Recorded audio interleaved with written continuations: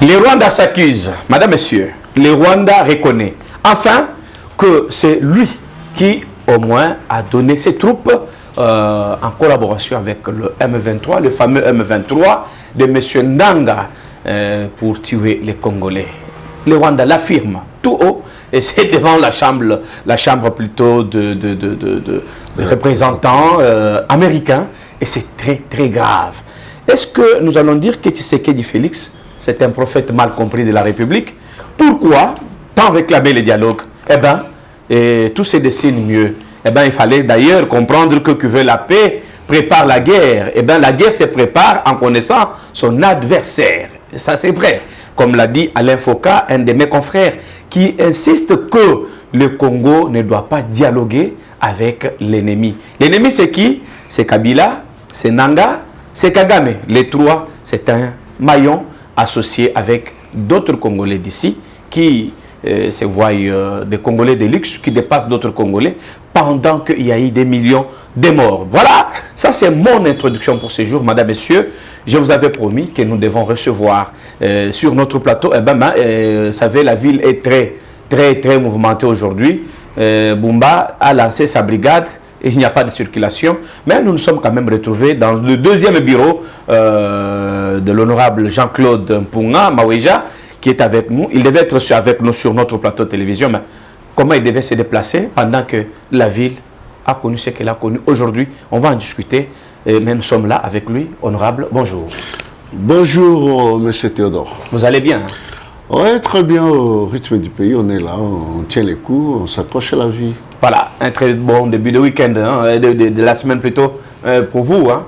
Oui, merci à toi autant et à tous les téléspectateurs de Miel Télévision. Merci.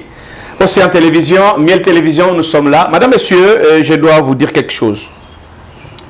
Holocauste au Congo, Charles Onana est l'omerta de la communauté internationale.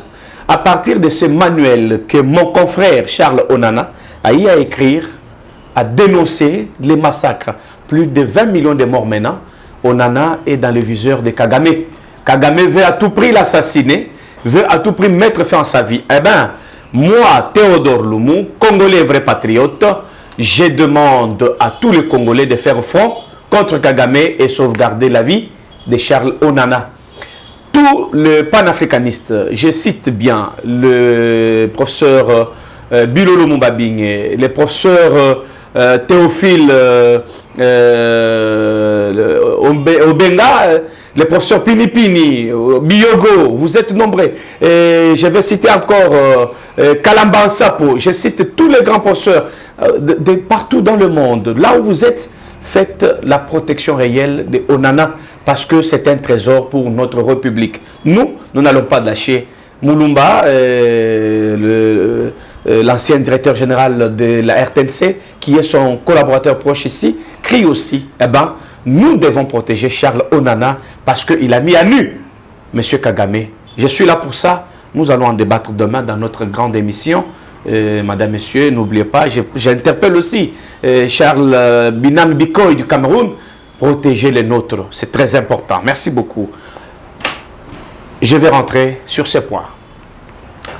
Honorable, avant que je n'attaque quelque chose pour notre sujet, permettez-moi, je dois féliciter personnellement la bravoure du ministre des Finances, Doudou Fambali Koundéli Boutaye. Excusez-moi, c'est très important. Ça, je m'attendais. Ah oui, mais c'est normal parce que j'ai remarqué ces gestes.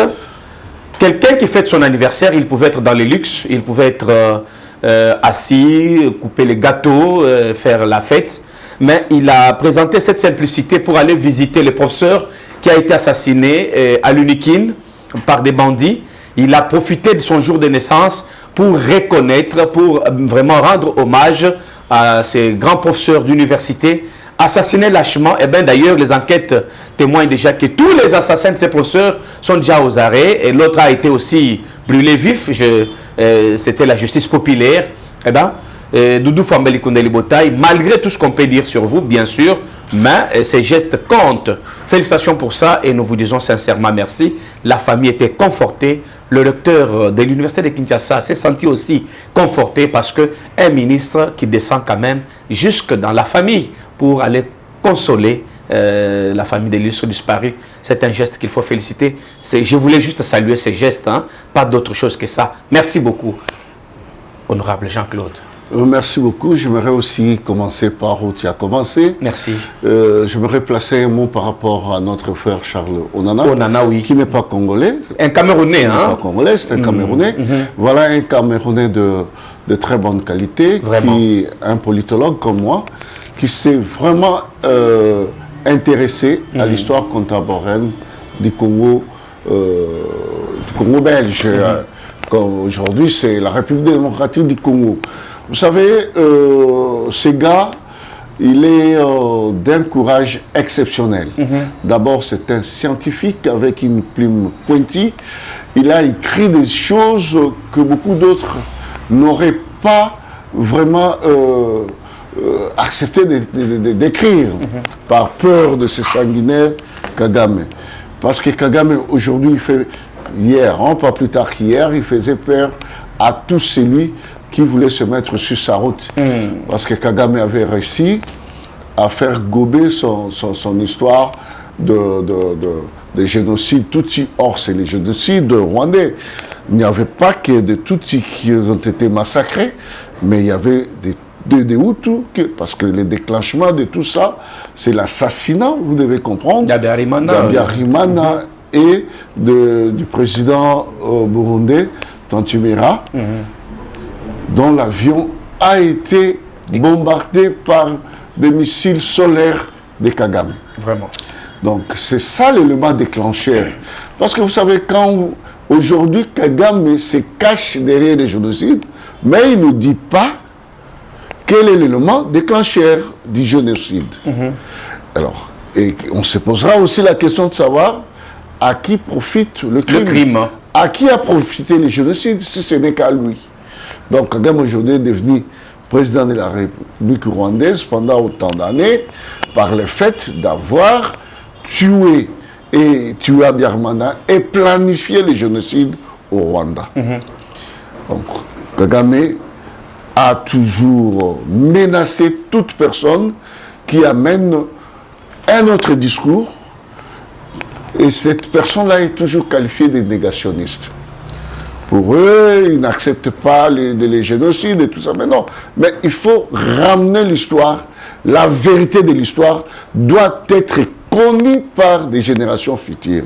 Donc aujourd'hui, pour moi, Onana, c'est un patrimoine africain que nous devons jalousement protéger. Vraiment. Pour que rien de mal ne lui arrive, à l'instar des autres d'ailleurs qui sont tombés par les balles de Kagame. Kagame a envoyé les gens assassiner des opposants, assassiner de grands écrivains, et partout en Europe, aux États-Unis et tout ça. Donc je pense qu'aujourd'hui, je le salue là où il est, il doit se rassurer de notre soutien, tout azimut, de tous les Congolais. C'est pourquoi je demande à tous les Congolais de soutenir ce monsieur qui a beaucoup travaillé, qui a ouvert les yeux à beaucoup de personnes qui ont compris aujourd'hui que Kagame, c'est vraiment un assassin sans frontières. Voilà, j'ai même lu un de vos manuels ici au bureau, Kagame sans frontières, un assassin sans frontières. Madame, monsieur, entrons dans le vif de notre émission. C'est une émission purement intellectuelle. Je vais avouer une chose. Nakatelana Noumanamboka Jean-Claude Mpunga et Maweja, salut. Pour Malobanaye Ali à prophète. Na meka qui kosa l'émission Moko Samanaye, il m'a dit, Théodore, les dialogues, c'est pourquoi et ça va profiter à qui? Le vrai assassin, c'est Kagame. Tu sais qu'il l'a dit, mais vous ne le comprenez pas. Aujourd'hui, je lui donne raison. Mzé, merci de le prophète. Merci de le non, des fois, ceux qui on fait seulement un effort pour ouvrir les yeux des Congolais. Très bien. Pour que les Congolais comprennent la vérité de cette situation que nous sommes en train de connaître aujourd'hui, 30 ans, plus de 30 ans. Et beaucoup de Congolais sont tués, plus de 15 millions, 20 millions. Des morts, des femmes violées. Ça, ce sont de morts qu'on a pu quand même comptabiliser. Oui. Mais il y a des anonymes il y a de ceux qui sont morts peut-être par des conséquences collatérales de cette guerre. Vraiment. Dont on ne parle pas aujourd'hui, des anonymes. Mais les Congolais sont morts d'une manière où on ne peut pas rester sans ouvrir la bouche, sans parler, sans crier, sinon ça sera une complicité aux criminels. Dans le Parlement américain, l'ambassadrice rwandaise affirme tout haut que le Rwanda a appuyé le M23 pour tuer les Congolais. Et vous, comment vous analysez cela? Chrétien que je suis, je me réfère d'un verset biblique qui dit qu'il y a un temps pour toutes choses. C'est dans Ecclésiaste. Il y a un temps pour tuer, mais il y a un temps pour avouer aussi les théories, les tueries. Ce que l'ambassadeur du Rwanda a pu affirmer, non seulement par la parole, mais par écrit. Oui, elle a tuté, hein, par écrit. Elle parle de réseau tuteur elle aussi. Elle n'a pas tuté, mais là, c'est tout un courrier qu'elle a déposé devant, au Parlement américain. Devant le Congrès américain. Pour nous dire aujourd'hui clairement, après ce que son chef sanguinaire avait déjà déclaré, que lui, cette guerre-là n'a rien à voir avec... C'est une guerre intercongolaise. Non, non, il avait évolué pour nous dire récemment là que ce n'est pas l'affaire de Tshisekedi. Lui, il a un problème avec les terres, Congo parce qu'il doit récupérer ses terres au Congo et il voulait modifier les frontières que nous avons héritées de nos colonisateurs. Voilà. Donc voilà, c'était clair. Et j'attendais même que je voie les perroquets nationaux qui sont la Senko, qui interviennent en tout. Ah oui, pour nous dire que, parce que vous savez, juste après la prise de Uvira, votre cardinal a dit que si Tshisekedi avait accepté de négocier pendant que Bunagana a été prise, on n'aurait pas arrivé à autant de tueries. Mais sans condamner les génocidaires, sans condamner les tueurs, sans condamner l'agresseur. Donc il y a des gens qui tombent comme ça, dont on ne sait pas qui les tue, selon le cardinal Ambongo. Donc parce que lui, quand il parle, il n'a jamais condamné l'agression, il n'a jamais, même aucune compassion pour les victimes. Il n'en parlait pas. Il dit que voilà, le président devait accepter de négocier. Pas plus tard, Nanga a dit, Tshisekedi attend qu'on tue combien de personnes pour qu'il accepte le dialogue. Donc comprenez qu'il y a des gens qui se réveillent le matin, qui vont tuer leurs semblables pour chercher le dialogue afin d'accéder au pouvoir. Or, quand nous sommes allés au Sun City, au dialogue intercongolais de Sun City, j'entends les gens, nous devons protéger notre pacte social. Mais le pacte social avait dit quoi? Il n'y avait qu'un seul mode d'accession au pouvoir, c'est les élections. Les élections. Nous avons connu des élections. Tu sais qu'il est à son deuxième mandat. Et il y a des gens qui se réveillent un bon matin, qui vont prendre les armes d'un président d'un pays étranger, et ils viennent, connaissant même pas l'agenda de Kagame, ils commencent à tuer leurs propres frères pour faire plaisir à Kagame. Et croyant qu'en faisant cela, ils vont accéder au pouvoir. Malheur à eux, aujourd'hui, tout est sorti de la surface. Nous consommons maintenant. Les joueurs échangés, nous consommons. Et les dialogues en question, le fameux dialogue. Non. Cette histoire. Ça aura quel format Cette histoire, moi, je vous ai toujours dit, il faut oublier. On ne dialogue pas avec les sanguinaires, on ne dialogue pas avec les criminels, on ne dialogue pas avec les terroristes. Alors là, moi, je demanderais aux Américains d'aller négocier avec les Hamas, de négocier avec l'Iran et les terroristes qui sont en Iran et partout ailleurs. Donc, je crois qu'il y a une loi internationale qui interdit à tout gouvernement légalement établi de négocier avec les terroristes. Vous êtes sans ignorer qu'aujourd'hui, d'ici là, le M23, AFC M23, sera considéré clairement comme étant un mouvement terroriste. Il suffit seulement de voir ce que les Nanga font avec leur mouvement. Et j'aimerais aussi corriger une chose. Vous avez dit, vous n'avez cité que Kagame, Kabila et Nanga. Non, il faut ajouter aussi Katumbi.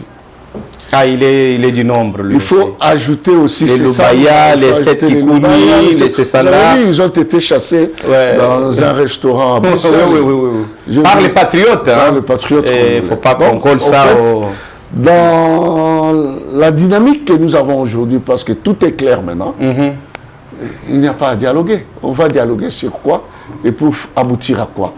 Les Ambongo sont aussi annexés à l'intérieur. Non, les Ambongo... Bon, ils sont rentrés dans leur propre soutane pour se mettre en évidence qu'ils étaient sur une très mauvaise pente de l'histoire. Et ça a été maintenant de constater que, jusqu'à aujourd'hui, vous les attendez parler.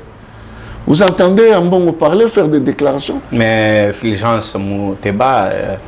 Mouteba, qu'est-ce que Mouteba peut nous dire? Qu'est-ce que Mouteba peut nous dire, hein? Qu'est-ce que Mouteba, vraiment un évêque de très mauvaise qualité comme Mouteba. il va nous dire quoi? De très mauvaise qualité. Comment parce ça? Que, vous savez, est-ce qu'il n'y a pas un évêque quand même, il n'y a pas des évêques au Congo-Brazzaville, en Angola, il n'y a pas d'évêques. Là où il y a Sassou qui fait la loi. Hein? Non, il ne fait pas la loi, mais les évêques se mettent à leur place. Nous sommes, Même chez Kagame, là, il n'y a pas aussi d'évêques. Chez Kagame, il y a des évêques. Il y a des évêques là-bas, mais qui vous n'attendrez jamais dénoncer ce qui se passe chez nous. Mais eux, lui, Ambongo est allé là-bas pour aller vanter Kagame, qu'il incarne un leadership exemplaire. Pendant que les Congolais... Non, c'est leadership exemplaire. C'est parce que il tue les Congolais, c'est ça, avoir un leadership exemplaire pour Ambongo. Et c'est une façon de l'encourager, de continuer encore à tuer davantage les Congolais. Vous comprenez? Donc des gens comme ça, c'est ridicule.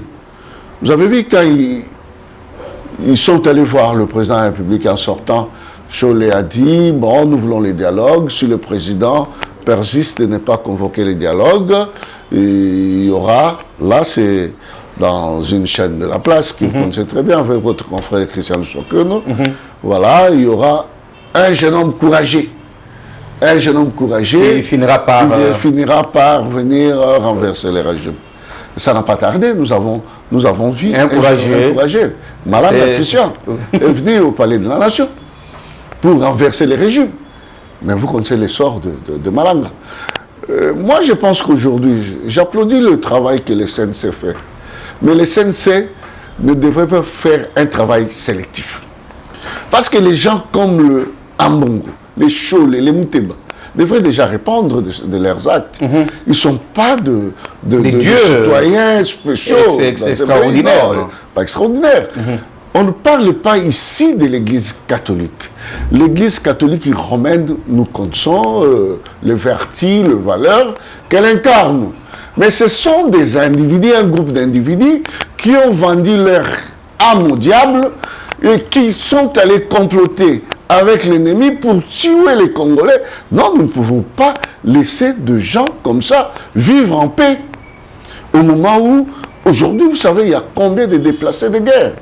Ils vivent dans quelles conditions? J'ai suivi dernièrement le ministre Mouyaya qui nous dit que à Bujumbura, là-bas, au Burundi, il y a plus de 12 000 enfants séparés de leurs parents, qui ne se sont pas retrouvés leurs parents. Ils ne savent même pas si leurs parents-là, ils sont encore en vie, ils sont morts, ils sont partis où? Vous savez, quand la guerre vient, c'est les sauf qui peut. Les enfants peuvent prendre une direction, les parents peuvent prendre une autre, et au finish, ceux qui tombent peuvent aussi tomber. Et voilà, des gens comme ça, vous n'entendrez pas dans la bouche de votre cardinal un seul mot de compassion pour les enfants. Ces enfants-là. Vous n'entendrez pas un seul instant votre sanguinaire de Mouteba prononcer un seul mot de compassion pour les vieillards pour ces papas, pour ces femmes qui sont Ces violées, orphelins, ces veuves, pour les femmes qui sont violées. Vous savez que le Rwandais, parce que moi je n'aime pas trop parler de M23 parce que M23 c'est une coquille vide. Comme l'a dit Tshisekedi un oui, jour. M23 n'a pas de troupes propres à lui, mais c'est les troupes de l'armée rwandaise. RDF, de l'armée rwandaise qui opère sur le sol congolais. Les gens qui s'appellent des libérateurs, vous venez pour libérer, je ne sais pas s'ils viennent libérer quoi. Bon, réfléchissons même par l'absurde. Ils sont venus nous libérer. Ils sont venus libérer les enfants de Ovira, par exemple. Mais vous voyez ces gens piller tout ce qui existe. Ils ont pillé même les goudrons. Ils ont tout pillé. Tous les véhicules de petits et de grands tonnages sont amenés au Rwanda. Et dans tout ça, il y a des gens ici qui vous disent que nous devons dialoguer. Et on doit dialoguer avec les gens qui ont tué les Congolais. Pour donner quel exemple aux générations futures. Pour que demain, moi aussi, comme jusqu'à aujourd'hui, comme moi, mon frère Fumutoto, là, lui, il a attendu 4 ans, mais nous qui avons milité autant d'années, depuis qu'on était encore étudiants, tu te souviens? Vraiment. Nous, on était toujours on était dans l'IDPS, bien qu'aujourd'hui, on n'est plus dans l'IDPS. Je suis dans un autre parti, mais qui est toujours dans la même mouvance, dans l'union sacrée. Mais donc demain, je me dis, on ne m'a pas donné les postes, je vais aussi prendre des armes contre mes frères, pour revendiquer un poste. Je tue mes frères, et même si on me nommait demain ministre, est-ce que ma conscience sera tranquille? Mais il y a des gens qui ont vendu les armes, vous venez de le dire. C'est pourquoi je dis, ce sont des gens qui ont vendu leurs armes au diable. Au diable. Même ce qui nous fait un peu mal, moi, ce qui m'étique, est que ces gens portent une casquette des hommes de Dieu, soi-disant. Soi-disant, bien qu'aujourd'hui, ils ont abandonné la foi. Maintenant, ils sont devenus des politiciens robes, comme on les appelle. Alors, nous terminons déjà ce point. Si aujourd'hui, tel que ça s'annonce clairement, les États-Unis ont envoyé une unité déjà ici. Oui, l'Africom est déjà là. Oui, l'unité est là. Et les territoires sont en train d'être libérés. Eh bien, si au nom de l'amnistie, par exemple, au nom du pardon, l'on acceptait de mettre de l'eau dans le vin et avancer. Non, on ne va pas encore revenir en arrière pour commencer à amnistier les gens. Les Nyarugabo étaient amnistiés. Beaucoup de gens qui sont là-bas étaient amnistiés. Mais ça ne leur a pas interdit ou empêché d'aller encore faire la guerre et tuer les Congolais. Alors, ça sera une très mauvaise habitude de chaque fois que quelqu'un fait la rébellion, il est amnistié et tout ça. Mais non, même dans la maison, lorsqu'un enfant commet des horaires, la première fois, on peut les pardonner, la deuxième fois, on ne pardonne pas, on sévit. Donc on doit sévir toutes ces personnes-là. Et pour moi, ce sont des personnes à pendre, publiquement, pour que ça serve d'exemple aux autres. On prend Nanga, on les pend publiquement. On prend Kabila, on les pend. Tout ce monde qui sont allés s'allier avec l'ennemi. Parce que vous savez, quand vous allez vous allier, vous associer à un ennemi qui attaque votre pays. Vous savez, ça s'appelle comment? C'est la haute trahison. La haute trahison est toujours passible de la peine de mort. Très bien. Donc, tous ceux qui ont fait ça, il n'y aura pas d'amnistie, il n'y aura pas de brassage, mixage, il n'y en aura plus, parce que maintenant nous sommes entrés, aujourd'hui nous sommes en train de laver, de nettoyer notre armée, notre appareil sécuritaire, de tous les infiltrés. Vous savez à quel point nous avons été infiltrés. Il y a des gens aujourd'hui, quand on les met là, vous posez la question, il ouvre sa bouche, vous vous rendez compte qu'ils n'étaient pas les nôtres. Ils n'étaient pas les nôtres, c'était des Rwandais. sont nombreux. Hein. Ça, c'est pas un discours dans les généraux, là. On croirait peut-être... D'abord les Chibangou, les Boamunda et... Comprenez j'ai eu peur personnellement quand comprenez les gens comme ça. C'est grave, comprenez les gens comme ça. Donc, c'est compliqué. Mais le problème chez nous, c'est quoi? Vous savez, ces prêtres-là, catholiques, les prélats-là, ne nous ont pas aidés. À chaque fois qu'on veut faire quelque chose pour l'intérêt des Congolais, eux, ils s'interposent. Quand on cherche à faire les recensements, eux, chercher à connaître d'abord le nombre et chercher à connaître qui est Congolais, qui ne l'est pas, ils s'interposent. Oh non, pas les recensements maintenant, pas ceci maintenant, et allons aux élections.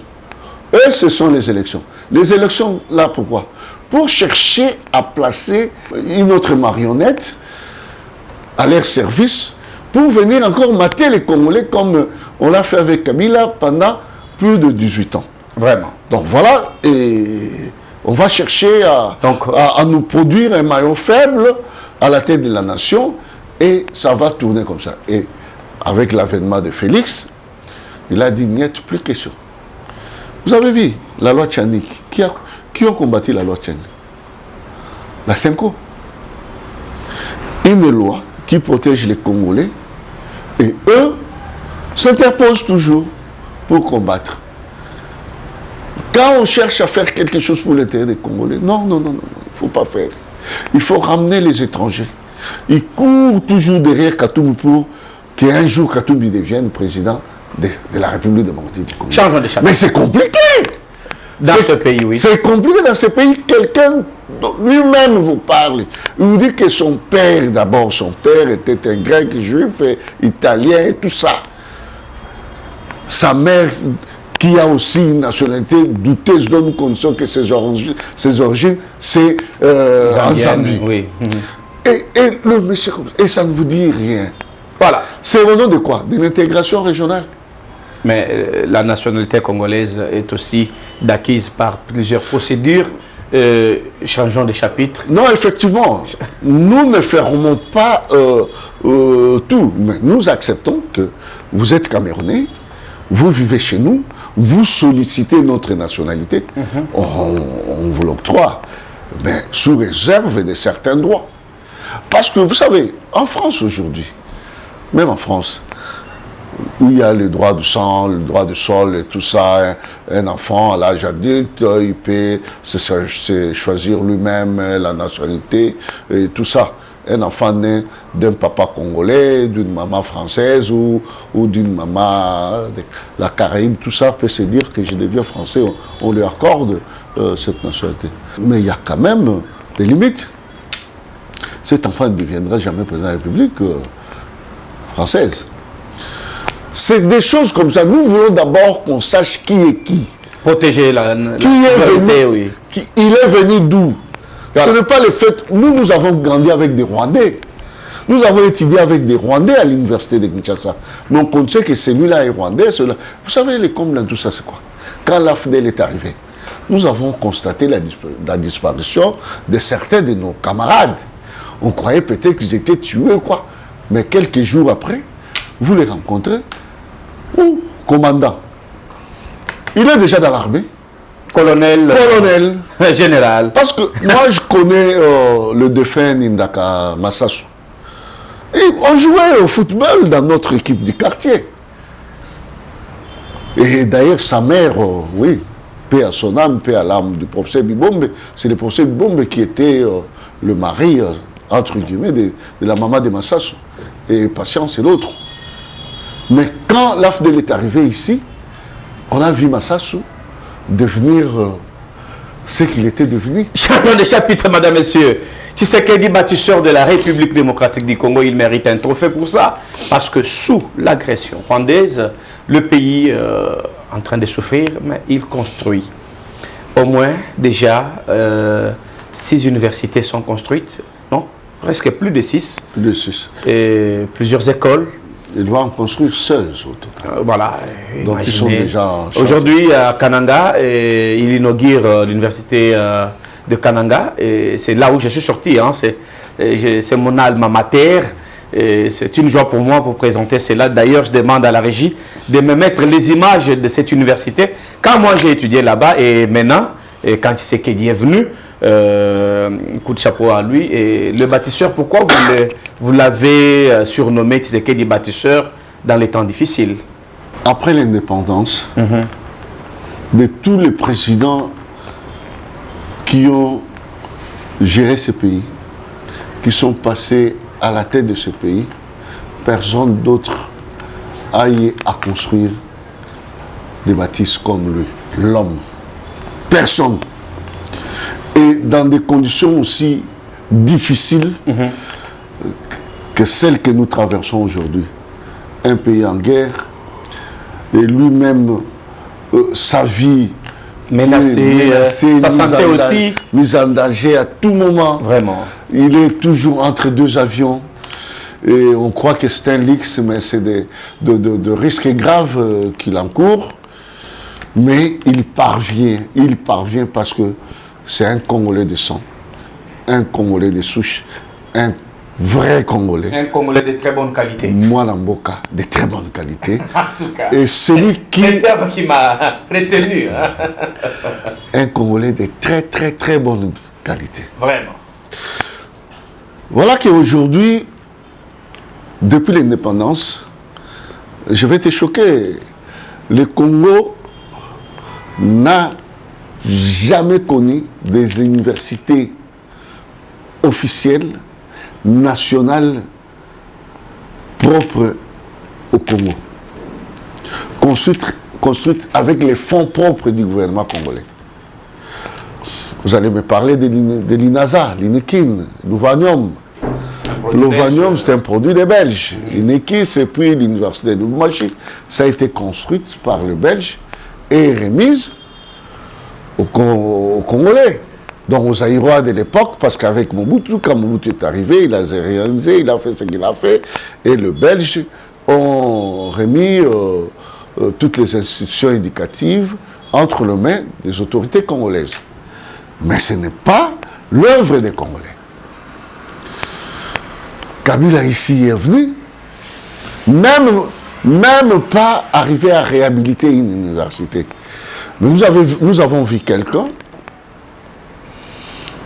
qui nous vole, parce que moi je n'aime pas utiliser le terme, le mot détournement, qui nous vole plus de 200 millions de dollars qui ont été affectés pour un projet d'une grande envergure, pour le bien-être des Congolais, pour que les Congolais aient quand même accès à l'autosuffisance alimentaire avec le projet Bukangalonzo. Et le monsieur a planté le maïs ici et nous a récolté une université chez lui, université privée. Et ça pilule ici. Et d'autres, ce sont des instituts supérieurs. Parce qu'il faut faire une nette différence entre université et institut supérieur. Donc il y a une différence. Donc c'est pourquoi je t'applaudis aussi, nous nous applaudissons d'avoir étudié dans des universités. Vraiment. Voilà. Donc ce n'est pas donné à tout le monde. C'est vraiment une chance et un luxe d'avoir étudié, sorti d'une université. Aujourd'hui, le président de la République, vous avez dit, aujourd'hui là où nous parlons, il va inaugurer l'université de Kananga. Ouais. Mais à Kananga, il y a une université qui a été laissée par le Belge. Je ne sais pas si c'est indicable, parce que l'université que le président va inaugurer aujourd'hui, ce n'est pas l'ancienne université là. Non, c'est une université nouvellement construite. C'est une université nouvellement construite. Oui. Sur fonds propres du gouvernement congolais, sous le leadership exemplaire de Félix Antoine Tshisekedi Tshilombo. C'est ça le leadership exemplaire. Ce n'est pas le leadership exemplaire d'un président sanguinaire, assassin, qui tue et qui viole. Non, ça, c'est pas un modèle. Voilà un modèle à suivre. Le président va inaugurer cette université, après avoir inauguré celle de Mbujimaï, au standard... C'est la fierté, hein? Oui, aux standards internationaux. Donc, quand vous êtes là-bas, vous n'avez rien à envier à celui, un étudiant de l'université de Harvard, de Bordeaux... Parce que toutes les conditions sont réunies. Toutes les conditions sont réunies. Et aujourd'hui, et demain, je crois, après ça, il va aller inaugurer l'université de Bunia. Oui. Et on va compter des kilomètres, des routes construites. Et même aujourd'hui, là, où nous parlons de cette histoire de Kinshasa, c'est parce que Kinshasa est devenu un grand chantier. Mais c'est seulement question de planification, comprendre que si on a fermé par là, on doit laisser par ici, et tout ça. Donc, tout ce que nous pouvons faire. Moi, je demande aux Congolais de beaucoup prier pour le président de la République. Ok. Parce que ce qu'il est en train de faire, ça montre clairement qu'il est le nôtre. Vous savez qu'il y a des gens qui ont dirigé ce pays, mais qui n'ont pas investi dans ce pays. Qui ont des grandes infrastructures hôtelières, je ne sais quoi, des entreprises dans d'autres pays africains ici, notamment en Afrique du Sud, en Namibie, en Tanzanie, Sauf au au Rwanda, sauf au Congo. Moi, je suis allé au Rwanda. On nous a montré tout un quartier qui était en train d'être construit là. On nous dit ça, c'est pour votre président de l'époque, donc le président Kabila. Donc, et ici, Mobutu a construit même avec l'ONEM, avec c'était quoi cette histoire qui a construit les maisons à Lemba, au Cité Salongo, un peu partout là. ONEL, Office national et tout ça des logements. On a construit ça ailleurs, mais pas ici. Parce qu'on savait très bien qu'on n'était pas citoyen de ces pays-là. C'était comme un ambassadeur qui était venu ici, qui a bénéficié de la protection diplomatique et tout, mais il n'était pas citoyen de ce pays. Et comme on dit chez nous, vouloir que les gens quand le met parti, je sais qu'il ne reviendra plus, même si on dit qu'il est mort, je sais qu'il n'est pas mort. Je sais qu'il n'est pas mort. Mais il va déjà mourir, il va mourir d'ici là.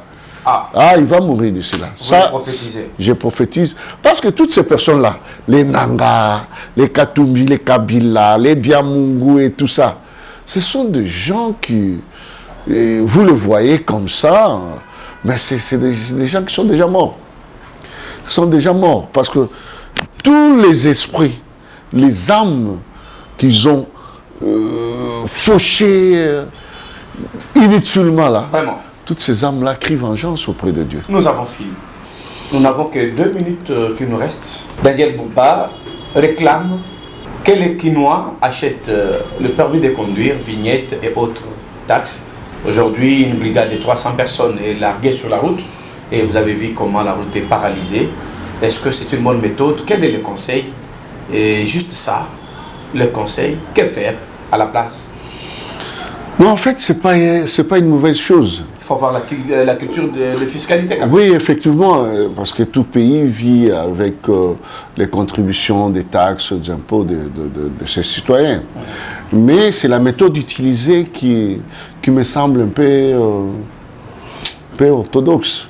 Nous ne pouvons pas comprendre dans une grande ville comme celle-ci, où nous sommes déjà habités à des grands problèmes de mobilité, de circulation. Il n'y a pas assez de routes. Beaucoup de routes sont à refaire, des nids de poules par-ci et par-là, et d'autres fermées par le fait des travaux que lui-même d'ailleurs a lancés. Et vous vous réveillez un bon matin, vous lancez une campagne, que vous lancez 48 heures seulement, pour informer aux Congolais qu'à partir de telle date, on va faire tel contrôle, tel contrôle. Et c'est des choses dans d'autres pays qui ne demandent même pas qu'on en parle, parce que tout citoyen est assujetti, et puis il sait que je dois avoir tel document. Mais pourquoi ici ça devient un problème? C'est parce qu'il y a un désordre. Il y a un désordre. Vous payez des vignettes, il n'y a pas de route. Il n'y a pas de route parce que, vous savez, la taxe a un caractère de contrepartie. Voilà. Quand vous payez vos taxes, la vignette par exemple, je m'attends, on sait que la province met à ma disposition de belles routes pour me permettre de circuler comme je dois. Si je dois payer je dois amener ma voiture, mon véhicule au contrôle technique. Je dois m'assurer qu'après ma sortie, la route est bonne, je n'aurai plus de problèmes de transmission, de problèmes de rotile, et que sais-je encore. Mais vous sortez, vous venez de payer. Moi, j'ai amené ma voiture, j'amène mon véhicule. À peine de sortir, j'entre dans un trou. Donc là, j'endommage déjà mes amortisseurs et tout ça. En tout cas. Mais donc, tout ce que nous demandons à l'autorité provinciale, c'est de comprendre que ces citoyens, ces habitants, ne lui demandent pas plus qu'on devait lui demander. On lui demande seulement de nous mettre dans de bonnes conditions et le reste suivra. Très bien. Mais si vous ne faites pas votre part, parce que dans ce que nous avons avec le gouverneur, c'est quoi? C'est un contrat social. Dans un contrat social, il y a des droits et des obligations de part et d'autre. Mais nous acquittons de nos obligations. Mais les devoirs ne sont pas garantis. Donc dans tout ça, moi je demande au gouverneur de la ville de mettre un peu d'eau dans son vin, de surseoir un peu cette mesure-là, parce que vous avez vu ce matin et que ça a été devenu invivable. Vraiment. Vous savez, dans des histoires comme ça, l'opposition que nous avons ici en perte de vitesse peuvent en profiter et proclamer une ville morte. Voilà. Et ça va réussir. Vraiment. Ils vont en tirer des dividendes. Parce qu'aujourd'hui, la ville, justement, paralysée, la ville a ressemblé à une ville morte qui n'a pas dit son nom le matin jusqu'à midi. Donc, je pense que Bumba devait tirer les conséquences de cette décision. S'il est là, il gouverne pour nous. Il gouverne pour les Quinoises et Quinois. Donc, il doit comprendre que les Quinois, c'est vrai que des fois, on peut prendre des mesures impopulaires, certes, mais dans les cas d'espèce, je pense qu'il doit quand même raveler cette mesure-là, surseoir, et attendre même, accorder même 45 jours aux Congolais, aux Quinois, pour leur dire qu'écoutez, vous devez vous acquitter à ça. Vous imaginez qu'on vous dit on va contrôler même des cartes roses. Est-ce que moi, je peux mettre ma voiture en circulation sans carte rose? Et comment j'ai obtenu la plaque immunologique? Donc tout ça, c'est des problèmes de société que nous devons déjà chercher à résoudre en amont, avant de venir maintenant commencer à tracasser les gens. Donc je crois que je ne peux pas, moi, être contre une telle mesure, mais sauf que la méthode utilisée me semble un peu pas bonne. Mais c'est ainsi que je demande, on a des Congolais, on a des Quinoises et Quinois, que les gouverneurs qui gouvernent cette ville pour notre intérêt, qu'ils essaient un peu de rapporter cette mesure pour que chacun, celui qui n'est pas encore en ordre, de se mettre en ordre. Parce que quand vous regardez ça, ça envoisine déjà plus de $600 pour obtenir tout ça. Quel est ce Congolais aujourd'hui qui a $600 à la maison? Personne. Ça, c'est créer... Parce qu'il y a deux mesures qu'on prend. On peut prendre une mesure, mais on doit aussi en juger aussi les conséquences. Parce que les conséquences, c'est ce que nous avons vécu aujourd'hui. Je pense que le gouverneur qui nous attend, et puis qui est aussi votre téléspectateur le plus régulier, il va nous suivre. Vraiment. Je crois qu'il trouvera quand même une mesure palliative pour les Quinoises. Monsieur le gouverneur, ça c'est une demande d'un notable de Kinshasa, l'homme de Kingawa, c'est Kingawa ou rien. Il vous demande de surseoir un peu. Ce n'est pas lui seul, la plupart des Quinois vous le demandent parce que cette mesure a créé trop de problèmes au Congo, c'est trop Kinshasa aujourd'hui. Et vous-même jugez un peu si réellement cette mesure est bonne ou pas. Bon, moi je ne prête pas parole, mais au moins j'accomplis. Voilà, nous avons fini cette émission aujourd'hui. Madame, Messieurs, c'est la première émission de la semaine. Nous allons nous retrouver très prochainement avec le même plaisir. Merci à toute l'équipe. Merci à l'honorable Jean-Claude. Je vous en prie. Je crois que nous allons nous retrouver très prochainement aussi avec le même plaisir. Que le bon Dieu vous bénisse. Ciao. Amen. Merci. Merci. Au revoir. Au revoir.